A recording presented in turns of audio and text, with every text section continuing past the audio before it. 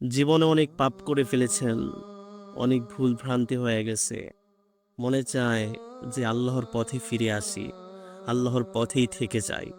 অনেক চেষ্টা করেন আল্লাহর পথে থাকার জন্য, একটু আমল করেন, একটু আল্লাহকে খুশি করতে চান, পরক্ষণে আবার গুনাহে লিপ্ত হয়ে যান। এই জন্য এমন একটি দোয়া আছে, যেই দোয়াটি আমরা আমল করতে পারলে আমাদেরকে আল্লাহ সবসময় আল্লাহর হিদায়াতের পথে রাখবেন। চলুন আমরা দোয়াটি শিখি। রব্বানা লা তুজিগ কুলুবানা বা'দা ইয হাদাইতানা ওয়া হাব লানা মিন লাদুনকা রাহমাহ ইন্নাকা আনতাল ওয়াহ্হাব।